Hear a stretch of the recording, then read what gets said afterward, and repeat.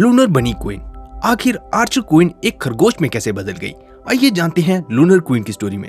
Clash village की शुरुआत से ही क्लैश विलेज में बहुत सी ऐसी चीजें हैं जिनके बारे में आज भी कोई कुछ नहीं जानता। उदाहरण के लिए तुम मेरे इस बनी को ही ले लो।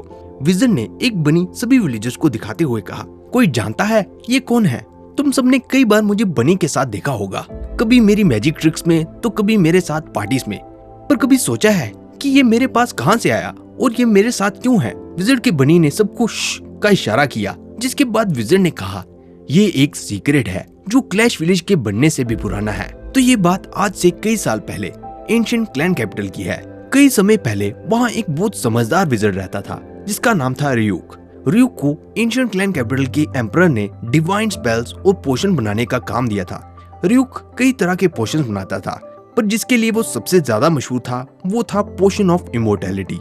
एक पोशन जो सभी इमोर्टल्स को इमोर्टल रहने के लिए 100 साल में एक बार लेना पड़ता था। रियूक अपने काम में कोई गलती नहीं करता था, पर एक बार जब वो उस हवा में उड़ते मैजिकल आइलैंड से घूमने के लिए नीचे फॉरेस्ट में आया था, तो उसने गिफ्ट की तरह कुछ इमोर्टैलिटी के पोशन वहाँ रहने वाले लोगों को दे दिए। और ये बात मैजिक आइलैंड पर रहने वाले एम्परर किंग को बिल्कुल पसंद नहीं आई। इसलिए सजा के तौर पर उसने रियूक को अपने किंगडम से बाहर निकलवा दिया और उसे फॉरेस्ट में रहने वाले लोगों के साथ रहने के लिए कह दिया और उसे कहा कि वो तब तक वापस नहीं आ सकता जब तक वो उस फॉरेस्ट को साफ न कर दे। पर क्योंकि वो फॉरेस्ट एक मैजिकल फॉरेस्ट था, रियूक को जल्द ही समझ आ गया कि वो फॉरेस्ट में कटी हर चीज फिर से अपने आप उग जाती थी, जिसका मतलब रियूक अब वहाँ हमेशा के लिए फंस गया था। पर मैजिक आइलैंड पर रहने वाले उस एम्परर को अब भी कोई चाहिए था जो उसके लिए डिवाइन पोशंस बनाता रहे। वो जानता था कि फॉरेस्ट में रहने वाले इंसान और गॉब्लिन्स के मन में लालच बहुत आसानी से आ सकता था, इसलिए उसे कोई ऐसा चाहिए था जिस पर वो पूरी तरह से विश्वास कर सके और कोई ऐसा जो अपना स्वार्थ न देखे। इसलिए ऐसी कोई एंटिटी की तलाश में उसने फॉरेस्ट में अपने 3 मैजिकल मैसेंजर को भेजा जो किंग के बताए पोशन बनाने वाले की जगह ले सके। एम्परर किंग के भेजे मैसेंजर्स ने फैसला लिया कि वो फॉरेस्ट के जानवर में से किसी को चुनेंगे और ये टेस्ट करने के लिए कि कौन किंग के बताए रोल के लिए फिट है। उन गोलम जैसे दिखने वाले मैसेंजर्स ने खुद को बूढ़े इंसान के आकार में बदल लिया और फॉरेस्ट के बीच में बैठकर जोर जोर से बोलने लगे, कोई मदद करो, हम भूखे हैं, क्या कोई उन्हें खाना दे सकता है? हमने कई दिनों से कुछ नहीं खाया और कमजोरी के कारण हम चल भी नहीं सकते। उनकी उस पुकार को बहुत से जानवरों ने सुना, एंशिएंट डायनासोर से लेकर मैजिकल यूनिकॉर्न तक। पर सभी जानवरों में से 3 जानवरों ने सबसे ज्यादा ध्यान दिया, खास करके एक याक, जहरीली लिजर्ड और रैबिट ने। याक ने उनके लिए जल्दी से फल ढूंढ के लाए, तो वहीं लिजर्ड ने एक मैजिकल प्लांट की रूट लाई। पर रैबिट को पूरा फॉरेस्ट घूमने पर भी उनके लिए कुछ नहीं मिला।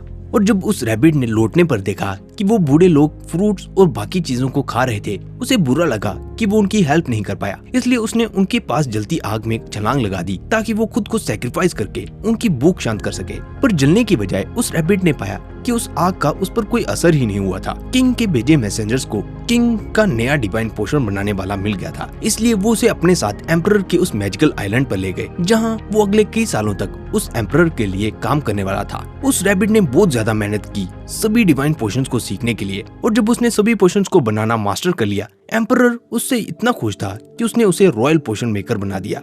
और जिसके बाद मैजिक आइलैंड पर अगले कई सालों तक कुछ भी एबनॉर्मल नहीं हुआ। पर एक दिन उस बनी के सामने एक प्रॉब्लम आ गई जब उसके पास नीचे फॉरेस्ट में रहने वाली क्वीन आई। वो क्वीन उन लोगों में से एक थी जिन्हें रियूक ने इमोर्टैलिटी का पोशन दिया था, और उस बात को हुए 100 साल होने वाले थे, जिसके कारण क्वीन को पोशन फिर से चाहिए था।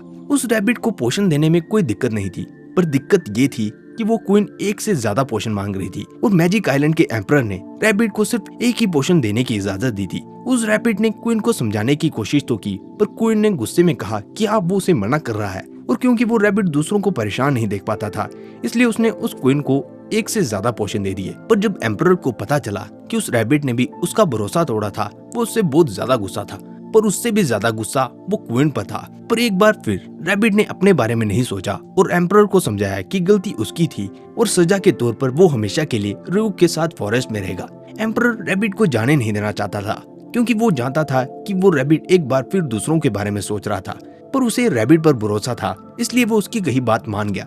जिसके बाद वो रैबिट रियूक के साथ फॉरेस्ट में रहने लगा, जहाँ वो रियूक के साथ मिलकर उसकी पोशन बनाने में मदद करता था। और उस इवेंट के कुछ समय बाद जब किसी कारण से एम्परर ने वो किंगडम छोड़ दी, रियूक ने पेड़ काटने की बजाय फॉरेस्ट में रहने वाले लोगों की मदद करना शुरू कर दिया, और इस तरह ये रैबिट हमारी विजर्ड फैमिली का पार्ट बना था। है ना ये इंटरेस्टिंग सीक्रेट?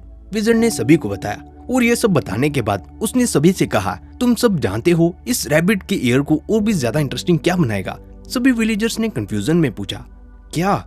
विजन ने कहा, इस नए रैबिट के साल पर मैं तुम सबको मिलाना चाहता हूँ बनी आर्चर क्वीन से। बनी आर्चर क्वीन जो देखने में बिल्कुल खरगोश की तरह लग रही थी।